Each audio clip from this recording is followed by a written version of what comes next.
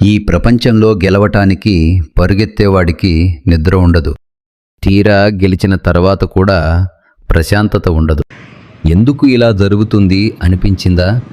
ఒకప్పుడు కురుక్షేత్ర యుద్ధభూమిలో ప్రపంచంలోనే అత్యంత గొప్ప వీరుడు అర్జునుడు కుప్పకూలిపోయాడు. చేతులు వణికిపోయాయి, గాంధీవం జారిపోయింది. ఆగిపోయింది అర్జునుడి రక్తం కాదు, అతని నిశ్చయం. అదే అర్జున క్షణం. మన జీవితంలో కూడా వస్తుంది. అది బలహీనత కాదు, అది మీ ఆత్మ ఇచ్చే సంకేతం. మీరు ఒక విద్యార్థి కావచ్చు, వ్యాపారవేత్త లేదా ఉద్యోగి కావచ్చు, లేదా ఇంటిని చక్కదిద్దే గృహిణి కావచ్చు. జీవితంలో ఎప్పుడో ఒకప్పుడు అర్జునుడిలాగే నేను ఇది చేయలేను అని చేతులు ఎత్తేయారనిపిస్తుంది. అది మీ బలహీనత కాదు, అది మీ ఆత్మ చేస్తున్న ఒక తిరుగుబాటు. ఆ గాఢాంధకారం నుండి విజయానికి ఎలా వెళ్లాదో ఈరోజు తెలుసుకుందాం. విద్యార్థులు, వారి భవిష్యత్తు భయం. నేను చెయ్యలేను అనే అంధకారం నుండి విజయానికి మార్గం. మీరు రాసేది పరీక్ష, కానీ మీ మెదడులో మాత్రం వందల భయాలు. అసలు ఎలాంటి ప్రశ్నలు వస్తాయో, ఏం జరుగుతుందో అన్న ఆందోళన. నాకసలు ఉద్యోగం వస్తుందా? జీవితంలో స్థిరపడతానా? ఇలాంటి లెక్కలేనన్ని ప్రశ్నలు మిమ్మల్ని ఉక్కిరిబిక్కిరి చేస్తున్నాయా? వీటికి తోడు ఇంట్లో వాడేమంటారు? ఒకవేళ తక్కువ మార్కులు వస్తే నాన్న తిడతారా? చుట్టాలు ఏమని అడుగుతారు?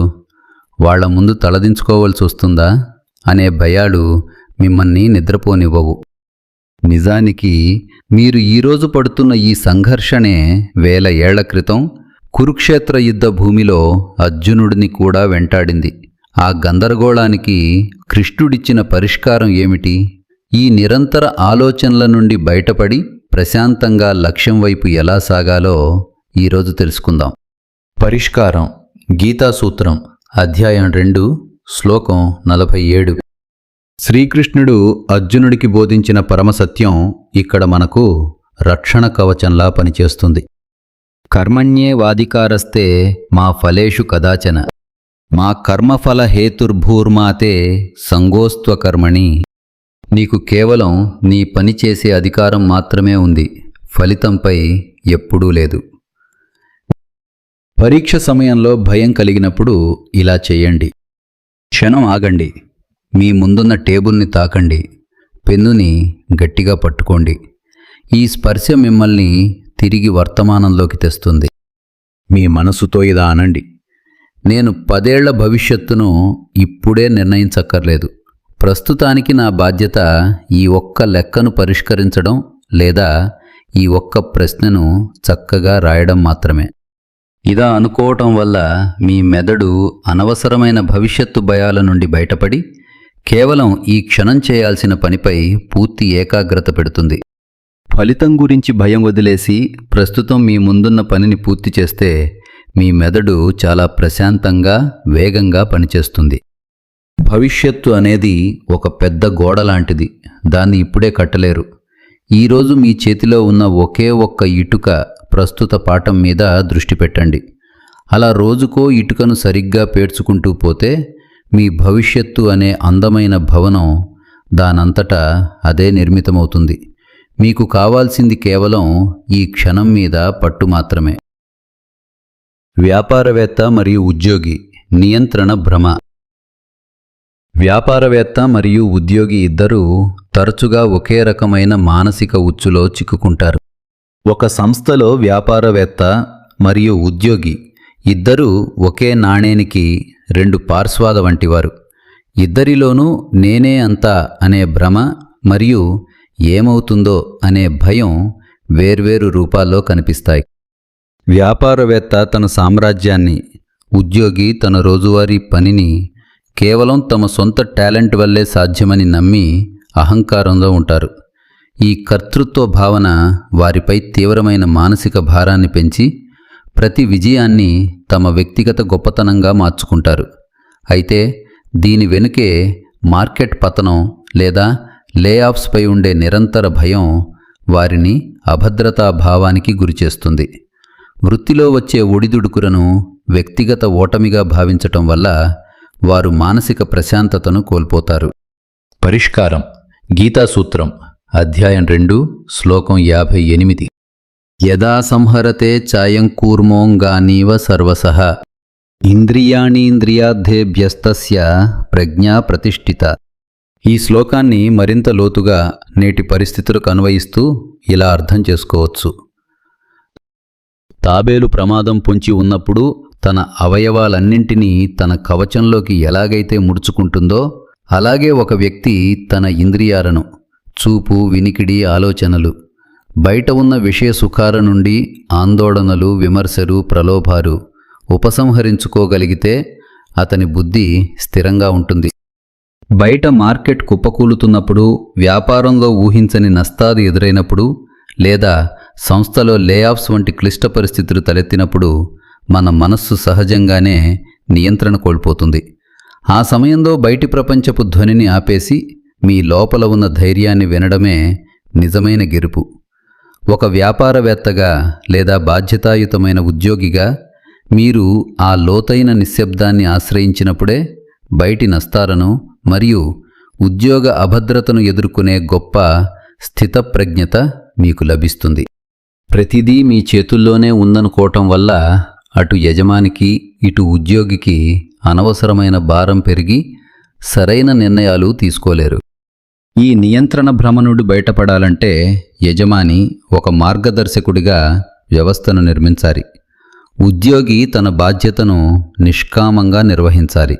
ఇద్దరూ కలిసి శ్రమించి ఫలితాలను కాలానికి వదిలేయాలి. గెలుపోటములను, లాభనష్టాలను సమానంగా స్వీకరించినప్పుడే వ్యాపారం వృద్ధి చెందటమే కాకుండా యజమానిగా మరియు ఉద్యోగిగా మీరు మానసిక ప్రశాంతతను పొందగలరు. మనశ్శాంతి ఉన్నప్పుడే పనిలో నాణ్యత, జీవితంలో సంతృప్తి సాధ్యమవుతాయి.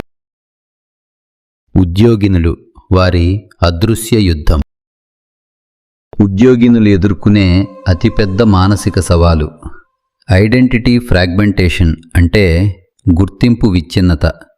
ఒకే సమయంలో అద్భుతమైన ప్రొఫెషనల్గా ఉండాలని, అదే సమయంలో పరిపూర్ణమైన గృహిణిగా మరియు తల్లిగా ఉండాలని ప్రయత్నించటం వల్ల ఈ అశాంతి పుడుతుంది. భగవద్గీతలోని 3వ అధ్యాయం 35వ శ్లోకం ఈ సమస్యకు ఒక వినూత్నమైన కోణంలో పరిష్కారాన్ని చూపుతుంది. శ్రేయాన్ స్వధర్మో విగుణః పరధర్మాత్ స్వనుష్ఠితాత్. స్వధర్మే నిధనం శ్రేయః పరధర్మో భయావహః. అర్జునుడు యుద్ధభూమిలో తన బంధువులను చూసి ఏ విధంగానైతే కర్తవ్య విముఖుడయ్యాడో, ఆధునిక మహిళ కూడా ఆఫీసులో ఉన్నప్పుడు అమ్మ పాత్ర గురించి, ఇంట్లో ఉన్నప్పుడు ఎంప్లాయీ పాత్ర గురించి ఆలోచిస్తూ తనను తాను విభజించుకుంటుంది. ఈ శ్లోకం ద్వారా మనం నేర్చుకోదగ్గ పరిష్కారాలు ఇక్కడ ఉన్నాయి. ప్రస్తుత ధర్మాన్ని గుర్తించడం. స్వధర్మం అంటే కేవలం పుట్టుకతో వచ్చేది కాదు, ఆ క్షణంలో మీరు పోషిస్తున్న పాత్ర. మీరు ఆఫీసులో ఉన్నప్పుడు మీ స్వధర్మం పని, ఇంట్లో ఉన్నప్పుడు మీ స్వధర్మం కుటుంబం. ఆఫీసులో ఉన్నప్పుడు ఇంటి గురించి బాధపడటం అంటే మీ ప్రస్తుత ధర్మాన్ని విడిచిపెట్టి పరధర్మం, ఆ క్షణానికి సంబంధం లేని పాత్ర గురించి ఆలోచించడమే. ఏ పాత్రలో ఉన్నప్పుడు ఆ పాత్రకు 100% న్యాయం చేయటమే స్వధర్మాచరణ. పరిపూర్ణత అనే భ్రమ నుండి విముక్తి. విగుణః అంటే కొన్ని లోపాలు ఉన్నప్పటికీ అని అర్థం. ఇతరుల జీవితాలను చూసి సోషల్ మీడియా లేదా ఇరుగు పొరుగు వారిలాగే ఉండాలని ప్రయత్నించడం పరధర్మం అవుతుంది. మీరు సూపర్ ఉమెన్ కావాల్సిన అవసరం లేదు. మీ వృత్తిలో లేదా ఇంటి పనుల్లో చిన్న చిన్న లోపాలున్నా అది మీ శక్తి మేరకు మీరు చేస్తున్న మీ స్వధర్మం. మరొకరితో పోల్చుకుని అపరాధ భావానికి గురవడం పరధర్మో భయావహః, భయాన్ని, ఒత్తిడిని మాత్రమే ఇస్తుంది. పాత్రల మధ్య స్పష్టమైన విభజన. అర్జునుడికి కృష్ణుడు చెప్పింది ఒక్కటే, అర్జున గుర్తుంచుకో, యుద్ధభూమిలో నీ అస్తిత్వం కేవలం ఒక వీరుడివి మాత్రమే, ఎవరికీ మనవడివి కావు. ఇంటి గడప దాటి ఆఫీస్లోకి వెళ్ళినప్పుడు తల్లి, భార్య అనే పాత్రను తాత్కాలికంగా పక్కన పెట్టాలి. అలాగే ఇంటికి వచ్చాక ల్యాప్టాప్ పక్కన పెట్టి పూర్తిగా కుటుంబానికే అంకితం కావాలి. ఒక పాత్రలో ఉండి మరో పాత్ర గురించి చింతించటం వల్ల ఏ పాత్రకు న్యాయం జరగదు.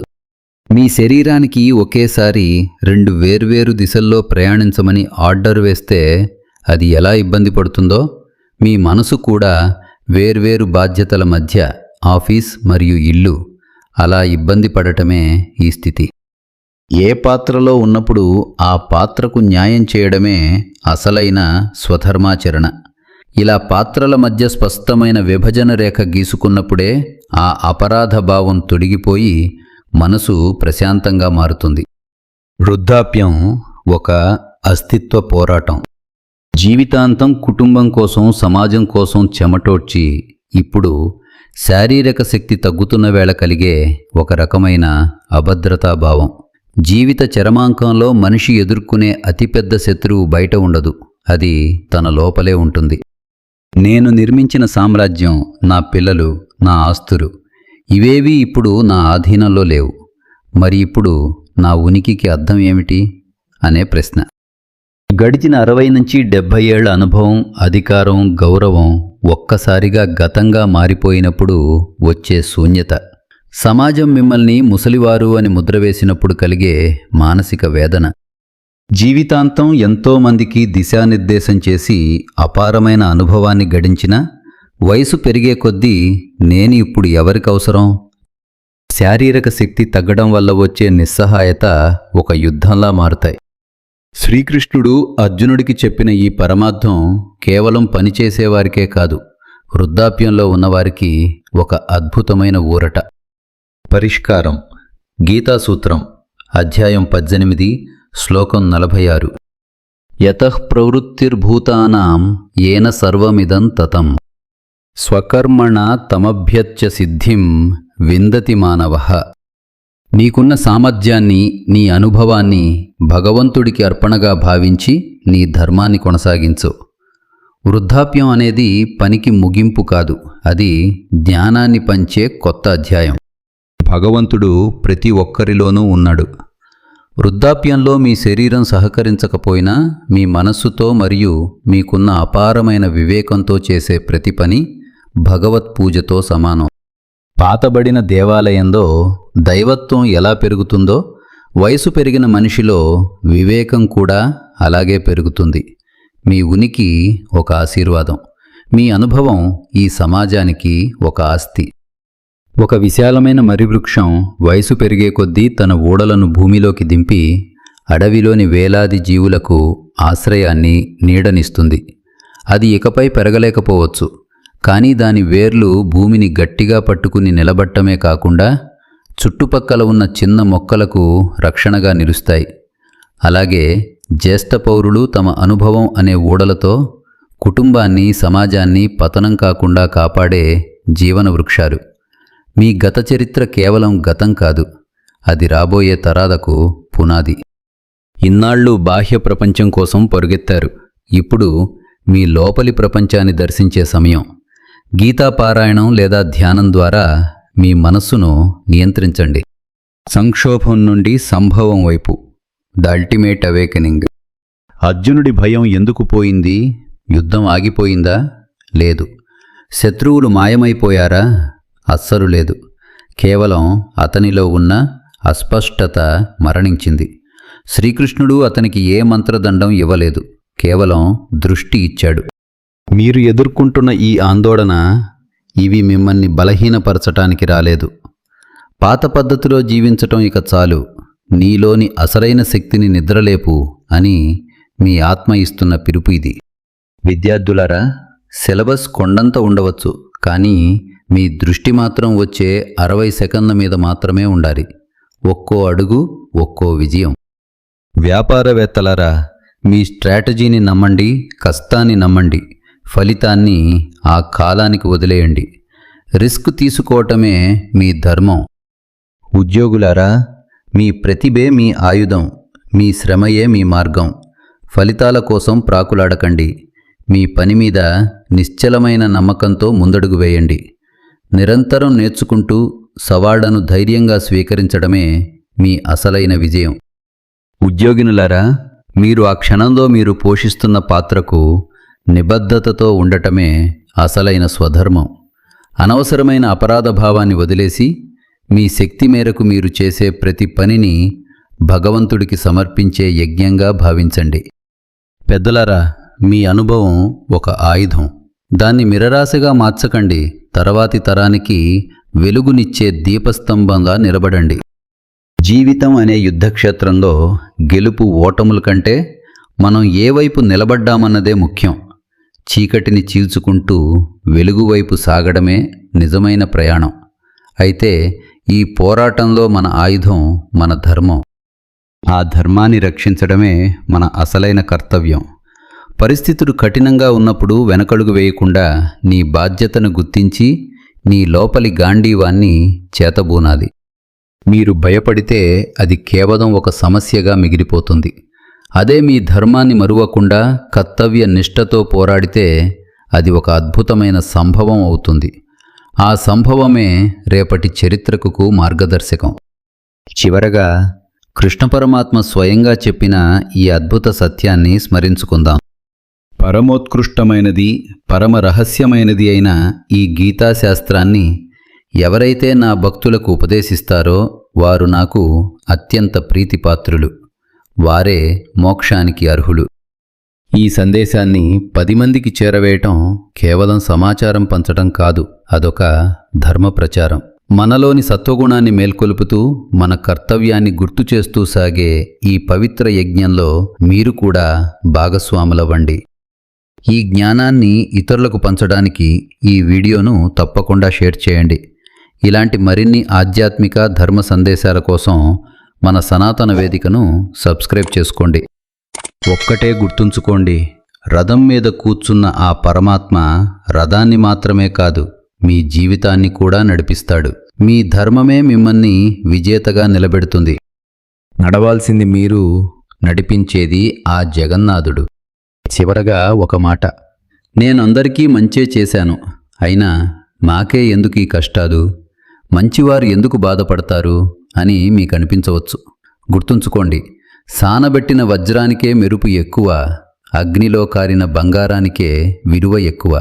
అలాగే కృష్ణుడు అర్జునుడికి కష్టాలు ఇచ్చింది అతడిని కుంగదీయటానికి కాదు, ప్రపంచం గర్వించే మహావీరుని చేయటానికి. మీరు పడుతున్న ఈ సంఘర్షణ మీరు చెడ్డవారు అని కాదు, మీరు ఎంచుకున్న మంచి మార్గంలో మిమ్మల్ని మరింత దృఢంగా మార్చటానికి ప్రకృతి చేస్తున్న ఒక ప్రక్రియ. ఆ బాధను బాధ్యతగా మార్చుకున్న రోజే మీరు సామాన్యుల నుండి స్థితప్రజ్ఞులుగా మారుతారు. ధర్మో రక్షతి రక్షితః. జై శ్రీకృష్ణ.